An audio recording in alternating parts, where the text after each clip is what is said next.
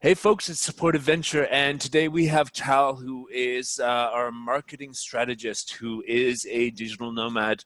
And I caught him today, and he's in Bangkok, and he's ready to fly to the other side of the world. You'll find out where he's going in a little bit, but we'll kind of trace his movements. So we've been able to be flexible with Tal. It's important to say that not all of our jobs can actually facilitate going to Europe, Asia, and North America without significant changes to the shifts. But with Tal, since he's working on marketing for us, we can do that with him. So I just wanted to take you back to, I guess you started your year in Asia, and Yeah. you departed there. When was it? February? No, I was in November. I flew from Europe to Bangkok and I Yeah. spent 2 months in Chiang Mai. Yep. And then after that, I went to Sri Lanka. And Yep. this was in February, March. This is when the coronavirus was really starting to sizzle up in Europe and Yeah. all around the world slowly. And I had a flight booked to Milan, to Italy, for March 13th, which is the Friday of 13th. And I booked it maybe a month before that, and I was sure I was going to go on that flight. And the closer it got to March, the more everyone's telling me, "You're crazy to go to Italy. Why would you go to Italy?" And I was kind of, in my own little bubble saying, "No, no, it's fine." And about a week or two before my flight, I realized, okay, there's no way I'm going to Italy. This was like near the peak of the virus in Italy. They didn't lock it down yet, so theoretically I could have gone on that flight. My flight wasn't even canceled, but I called the airline, I canceled it, and I decided I'm going to go to the other side of Europe. So instead of going to Western Europe, I'll go to Eastern Europe. So I look at a map of the world, I look at all the cases, and I see Turkey has very low cases. It's very vibrant country and had a cheap flight from Sri Lanka. So I booked a flight to Istanbul, and I had a layover in Oman. I decided to see if I could stop over there and apply for a visa. I didn't think I'd get a visa to Oman because I'm born in Israel, and on the visa application it says born in Israel, mother is from Israel, father is from Israel, other citizenship Israel. But surprise, surprise, I got accepted. I got the email, I got a visa, so I decided to spend 3 nights in Muscat, Oman. Yep. And the day I arrived to Oman, the day after that, Oman decided they're going to cancel all uh, visas and not allow any foreigners to enter the country. Yep. So I came the day before. I spent 3 wonderful days in Oman, and then I hopped on a empty flight to Istanbul, to Turkey. And I was in Turkey for a few days, and really, I didn't Yeah. feel very unsafe because of the people, but The something vibe in was my changing. There was something like dark on the horizon, basically, like the calm before the storm, right? Yeah, and at that point there was only a couple hundred cases. It wasn't growing so much, but I felt like I had to get out of there. And at some point, one day, I was on a call with Eric, and shortly before that, I was freaking out, and I realized I have to get the hell out of Turkey. We consider this a emergency supportive venture evacuation from location where I was on the island of Koh Phangan in Thailand, and we had actually set up to that we were going to meet in Belgrade for the month of April. We were going to work heavily on bring the marketing of the company for the next level in person, in the office, whatever, enjoy springtime in Europe, la la la la la. Well, that looked increasingly like it was not going to happen. At that time, I think that Serbia had closed its borders to people who were not residents or citizens. And it wasn't possible for you to go there. And I was on the island in Thailand, and I was pretty happy there, and it was increasingly looking like I was not going to leave that place.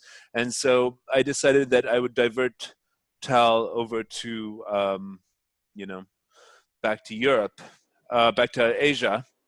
And so we found him a flight flying through Moscow the next day that would bring him to the island in Thailand. And it was really like stuff was just closing. It's just like, say you've got a massive roundabout of life with, 7 different roads that go off of it. They're putting roadblocks on every single one. And so how was it when you left Istanbul flying through Moscow? It was weird. It was eerie. The airports were empty. A lot of people were complaining. Flights were canceled. Like half of the flight list was canceled. Moscow was normal. It was weird. The minute I got to Russia, every it feels completely normal in Moscow airport, even though Istanbul and Oman felt like really eerie and weird. And then when I got to Bangkok, that was really odd as well because they had all these new things you had to do. You had to download an application, and they ask you every day if you have a fever. And, I arrived a few days before they locked down Thailand for foreigners as well. At that point, they were locking it down to foreigners who have been to countries like Italy or China. How Thankfully, I did you wasn't feel once in you that got list. across the Thai border and it was like, oh, I'm in Thailand, they let me in? It was like, was I it like coming felt home? it was definitely like coming home, definitely, especially since I've been in Thailand a few days before, a few months before that. And every time you fly into Thailand, you see the Sawadee Kap, Kapun Kap, the big smiles, the heat hitting you. I'm like, home, yeah, Asian home, definitely. Um, Yeah. And so then you got yeah, to the island and I was there and I had like a little corona scare. As soon as you got there, I was like, okay, man, we can meet, but keep your distance from me.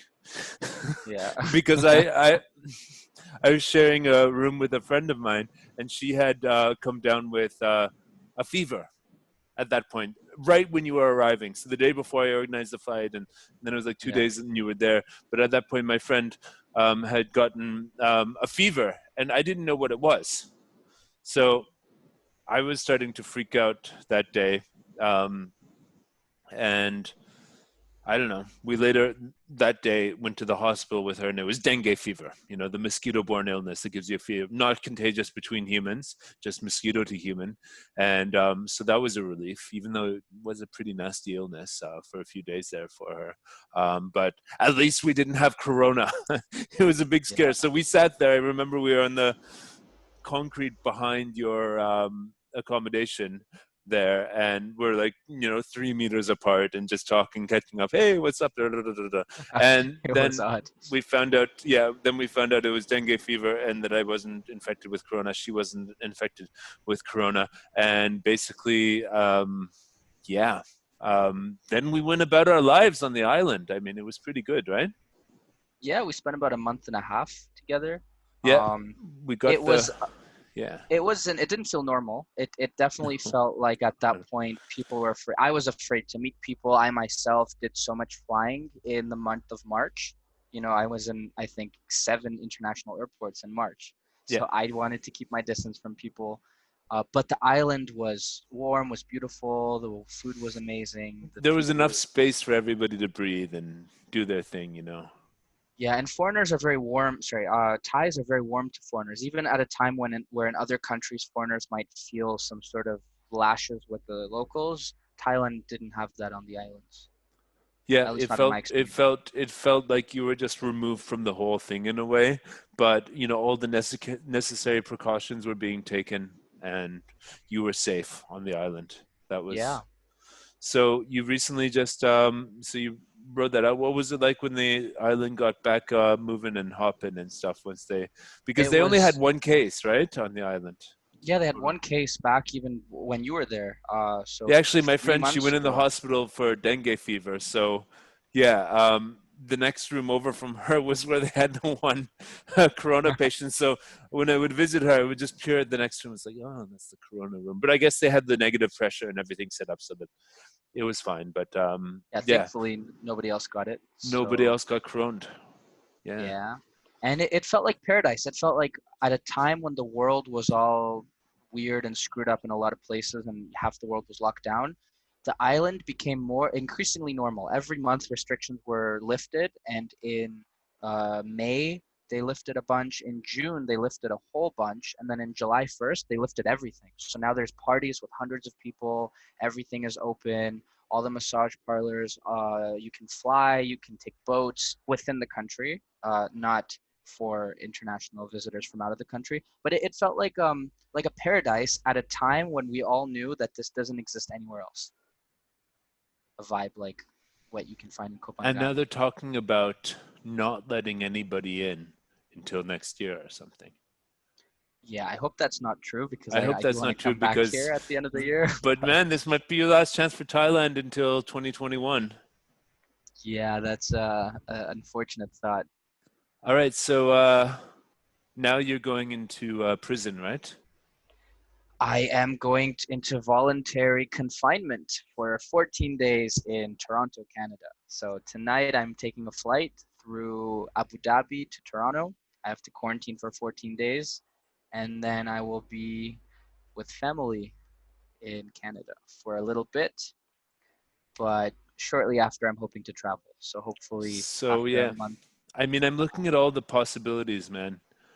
And it looks like if I had to travel based on what's open right now, and it's 3 months later now, from now in October or whatever, 2.5 months basically, what's open, I'm going to Mexico. Okay. That's good. Yeah. That's the one that's open in Latin America. I'm going to Mexico based on what's open right now. If they opened a place in Asia, I'd prefer to go to Asia, but I definitely do not want to stay here in Europe for the worst winter ever. I mean, the worst winter of definitely this century. It's definitely going to be because you saw the pollution in Belgrade, Serbia last year, right? It was horrible. It It was was horrible. disgusting. That I don't think they've made any changes that are going to make it less polluted this year. Plus coronas. Coronas for everybody. Coronas Yeah. all over the place. Get out of Serbia in the winter. Yeah, so I'm going to go wherever I can, wherever they will welcome me, wherever I can have a normal life like I did on that island. Um, yeah. So So it, stay tuned to find out yeah, where we stay end up tuned in on the the winter. Digital Nomad. But Tal, the Digital Nomad refugee, finally going to go and accept his isolation, his quarantine, his lockdown in his parents' house there in the Yes, suburbs of Toronto, right? surrender to Surrender the to the world. inevitable. Yes. All right. Well, thanks for this interview. And I hope that everybody enjoyed this. If you enjoyed this chat, please subscribe to our Support Adventure channel, which has lots of content about the IT support industry and the digital nomad lifestyle. And we are the meeting of those two sorts of things. We find jobs in the IT industry for people who want to live in places that inspire them, like the island of Koh Phangan in Thailand, and escape places that maybe are not optimal for them, like Toronto, Canada. So definitely stay tuned for us and our journeys around the world and how we will continue to be on the cutting edge of this digital nomad movement and foster, even if it becomes really slow travel to somewhere like Mexico where you have to stay for 2 months in order to even go anywhere. I will go to Mexico and I will document that and I will tell everybody how it is once I'm there. So yeah, hope you guys enjoyed this video and we'll catch you later. Have a great flight, Tal. I hope you managed to get some sleep on the plane. Thank you. I'll try with my mask. We'll see. And I hope they feed you because when I flew KLM back from Bangkok in May, they put a bag of candy bars and crappy sandwiches on the seats. So that was all. Yeah, that was the. Well, 16-hour flight. We'll see. Hopefully, I'll get a meal or two. All right, man. Catch you later. Goodbye.